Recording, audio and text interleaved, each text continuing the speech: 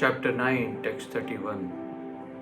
Kshipram bhavati dharmatma shashvat shantim nigacchati kaunteya pratijhanehi name bhakta pranashyati. Kshipram, very soon, bhavati becomes dharmatma, righteous, shashvata shantim, lasting peace, nigacchati, attains, kaunteya, O son of Kunti, pratijhanehi, declare, na, never, me, my, bhakta, devotee, pranashyati, perishes. He quickly becomes righteous and attains lasting peace, O son of Kunti. Declare it boldly that my devotee never perishes.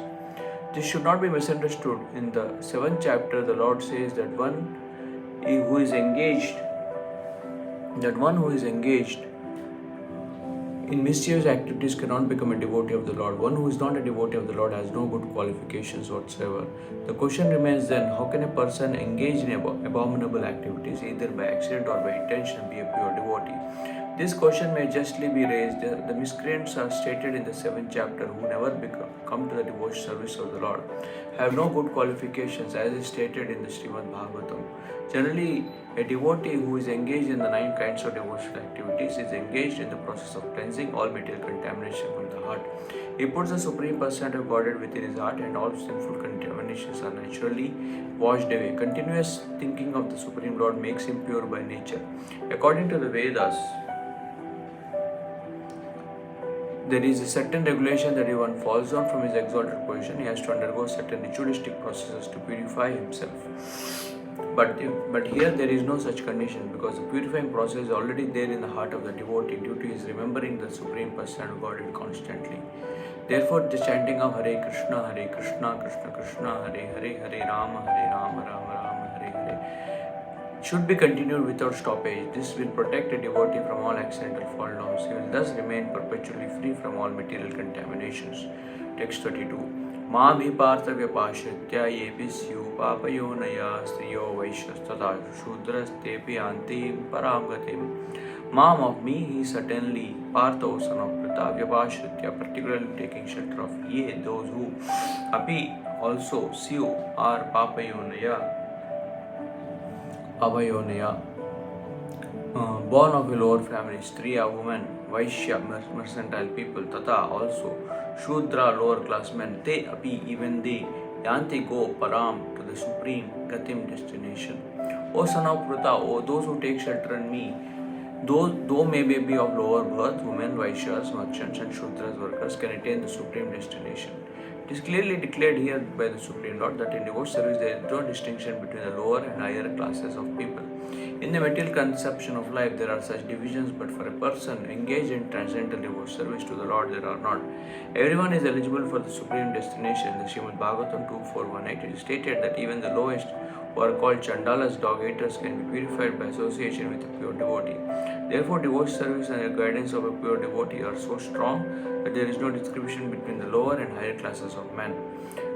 Anyone can take to it. The most simple man can taking the shelter of the pure devotee can be purified by proper guidance.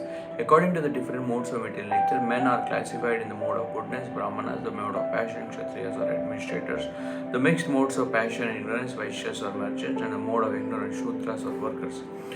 Those lower than them are called Chandalas, and they are born in sinful families. Generally, the association of those born in sinful families is not accepted by the higher classes.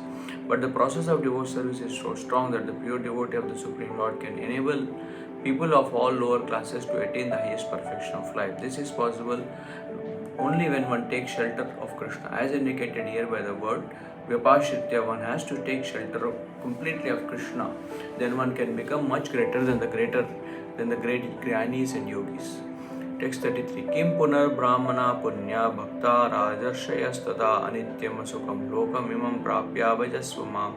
Kim, how much? Puna, again, brahmanas, punya, righteous, bhakta, devotees, rajarshaya, saintly kings, tata, also, anityam, temporary, asukam, full of miseries, lokam, planet, imam, thus, this, prapya, gaining, bhajasva, be engaged in loving service, mam, unto me. How much more this is so of the righteous brahmanas, the devotees, and the saintly kings. Therefore, having come to this temporary miserable world, engage in loving service unto me.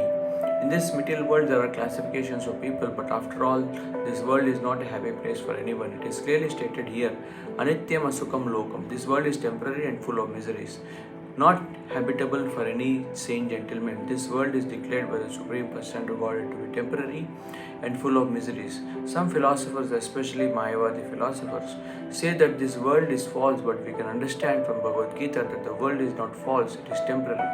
There is a difference between the temporary and false. This world is temporary, but there is another world which is eternal. This world is miserable, but the other world is eternal and blissful. Arjuna was born in a saintly royal family. To him also the Lord says, "Take to my devotion service and come quickly back to order, back to home." No one should remain in this temporary world full as it is with miseries. Everyone should attach himself to the bosom of the Supreme Personality of Godhead so that he can be eternally happy. The devotion service of the Supreme Lord is the only process by which all problems of all classes of men can be solved. Everyone should therefore take to Krishna consciousness and make his life perfect. Text 34. Manmana bhav mad bhakto madhyaji mam namaskuru mame vaishashuktavam atmanam matparayana. Mat bana, always thinking of me. Bhava, become. Mat, my. Bhakta, devotee. Mat, my.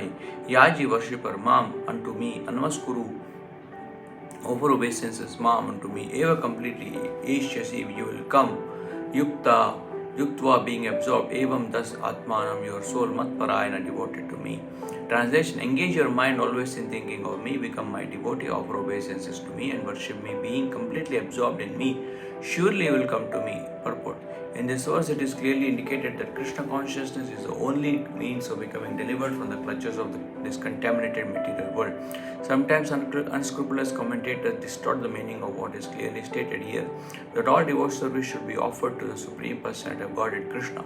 Unfortunately, unscrupulous commentators divert the mind of the reader to that which is not at all feasible. Such commentators do not know that there is no difference between Krishna's mind and Krishna. Krishna is not an ordinary human being, he is absolute truth. Krishna, his body, his mind, and himself are one and the absolute. It is stated in the Kurma Puran as it is quoted by the Bhakti Siddhanta Saraswati Goswami in his Anubhashya comments in the Chaitanya Charitamrita, 5th chapter, Adi Lila, verses 41 to 48. Dehe deha dehi vivedoyam neshware vidyate kvachit. This means that there is no difference in Krishna, the Supreme Lord, and between himself and his body. But because the commentators do not know that this science of Krishna, they hide Krishna and they divide his personality from his mind or from his body. Although this is sheer ignorance of the science of Krishna, some men make profit out of misleading people. There are some who are demoniac and they also think of Krishna but enviously, just like the king Kamsa, Krishna's uncle. He was also thinking of Krishna always, but he has thought of Krishna as his enemy. He was always in anxiety, wondering when Krishna would come to kill him. That kind of thinking will not help us. One should be thinking of Krishna and devotion service, that is bhakti. One should cultivate the knowledge of Krishna continuously. What is a favorable cultivation? It is to learn from a bona fide teacher. Krishna is the Supreme Personality of Godhead, and we have several times explained that his body is not material, but is eternal blissful knowledge. This kind of talk about Krishna will help one become a devotee. Understanding Krishna otherwise from the wrong source will prove fruitless. One should therefore engage his mind in the eternal form, the primal form of Krishna. With conviction in his heart that Krishna is the Supreme, he should engage himself in worship. There are hundreds of thousands of temples in India for the worship of Krishna, and devotion service is practiced there. When such practice is made, one has to offer obeisances to Krishna. One should lower his head before the deity and engage his mind, his body, his activities, everything. That will make one fully absorbed in Krishna without deviation. This will help one transfer to Krishna Loka. One should not be deviated by unscrupulous commentators. One must therefore engage in the 9 different processes of devotion service, beginning with hearing and chanting about Krishna. Pure devotion service is the highest achievement of human society.